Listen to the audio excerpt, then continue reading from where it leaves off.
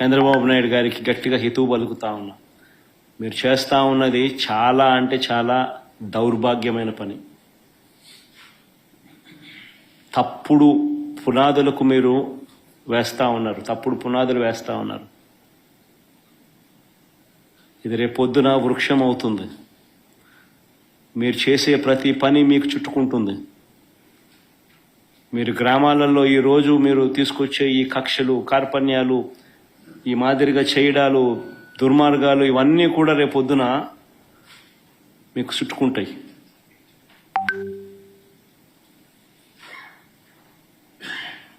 ముఖ్యమంత్రిగా ఉన్నావు, నీ జీవితానికి బహుశా ఇది ఆఖరి ఎలక్షన్ కావచ్చు. రామకృష్ణ అని అనుకునే ఈ వయసులో కనీసం ఆ మాటలన్నా అనుకుంటే పుణ్యమన్నా వస్తుంది. ఈ మాదిరిగా చేస్తే నరకానికే పోతావు.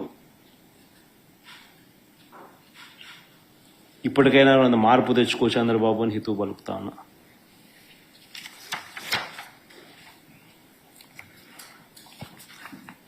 సార్, ఇప్పుడు ఈ ఎలక్షన్స్ రద్దు చేయాలని మీరు డిమాండ్ చేస్తూ ఉన్నారు సార్. ఒకవేళ రాష్ట్ర ప్రభుత్వం కానీ లేదంటే ఎన్నికల కమిషన్ కానీ ఈ విషయంలో చర్యలు తీసుకోకపోతే మీ నెక్స్ట్ కార్యాచరణ ఏ విధంగా ఉండబోతుంది? ఈ అంశంలో ముందు ఎట్లా ఫైట్ చేయబోతూ ఉన్నారు సార్? బేసికలీ ఈ మాదిరిగా ఎలక్షన్ జరిగేట్టుగా అయితే ఎలక్షన్ అనే దానికి మీనింగ్ ఏముంది? ఎందుకు ఎలక్షన్ జరపడం? ఎందుకు ఆ ఎంపీటీసీలకు, ఆ ఎంపీపీలకు, ఆ జెడ్పీ చైర్మన్లకు అవన్నీ ఎలక్షన్లు ఎక్కడ జరుపుతున్నారు? కౌన్సిల్ చైర్మన్లకు మీ ఇష్టం వచ్చినట్టుగా మీరంతకు మీరే దౌర్జన్యంగా ప్రలోభాలు పెడుతున్నారు, కొనేస్తున్నారు. ఎలక్షన్లకు మీకు సంఖ్యాబలం లేకపోయినా కానీ మీరు మీ అధికార దుర్వినియోగం చేస్తూ మీరు లాగేసుకుంటున్నారు. అక్కడి నుంచే మొదలుపెట్టిన సాంప్రదాయం చివరికి ఓటర్ల దాకా కూడా తీసుకొని పోతా ఉన్నారు. ఇప్పుడు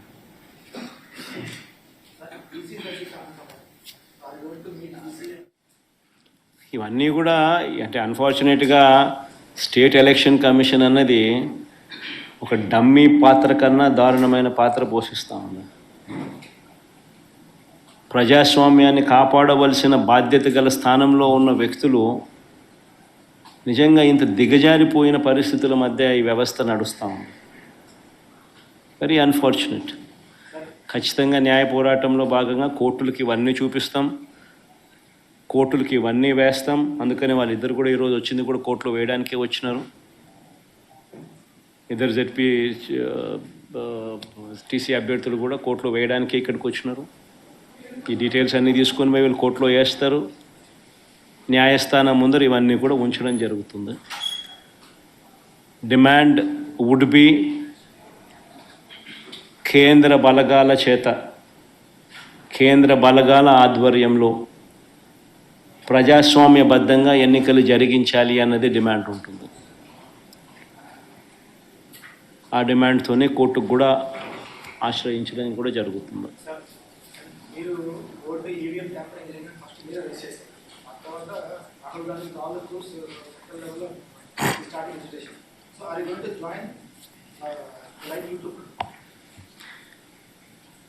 జాయిన్ అనే దానికి మీనింగ్ ఏంది? What is the meaning and definition of joining? State election commission ముందర మాకున్న అభ్యంతరాలను, జరిగిన అన్యాయాలను సవివరంగా వివరించినాం. ఇన్ఫ్యాక్ట్ దేశంలో కల్లా ఎక్కడన్నా బిగ్గెస్ట్ అనామలీ ఎక్కడన్నా జరిగిందంటే అది రాష్ట్రంలోనే. 12.5% వాళ్ళు ఓటు ముగిసే నాటికి, ఓట్లు కౌంటింగ్ నాటికి పర్సంటేజ్ ఆఫ్ డిఫరెన్స్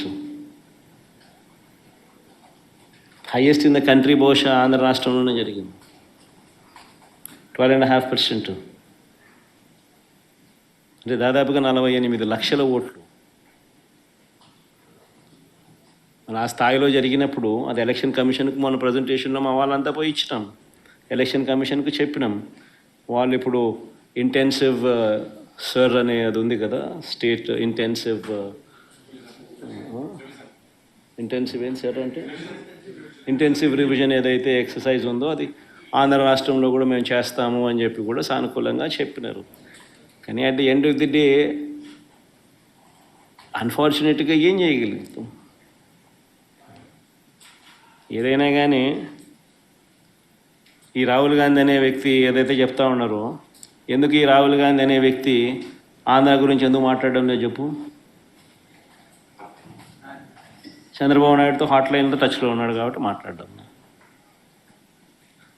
ఎందుకు ఈ Andhra incharge national spokesperson మనిషిడు మాణిక్యం ఠాకూరా అడే పొద్దున్న చంద్రబాబు నాయుడు గురించి మాట్లాడినాడా? ఏ పొద్దున్న ప్రజాస్వామ్యాన్నిలో ఇంత కూనీ చేస్తా అంటే ఏమైనా క్వశ్చన్ చేసినాడా?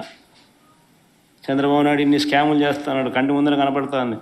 యా వీధికి పోయినా బెల్ట్ షాప్ కనపడుతుంది, యా పక్కకు తిరిగినా పర్మిట్ రూమ్ కనిపిస్తుంది. ఎంఆర్పి రేట్ల కన్నా ఎక్కువ రేటుకి అమ్ముతున్నారు. ఆ రోజైనా మాట్లాడినాడా? మన గురించి నా గురించి మాట్లాడతాడు. ఎందుకు చంద్రబాబు నాయుడు గురించి ఎందుకు మాట్లాడు? కారణం hot line. Chandrababu Revanth Congress high command.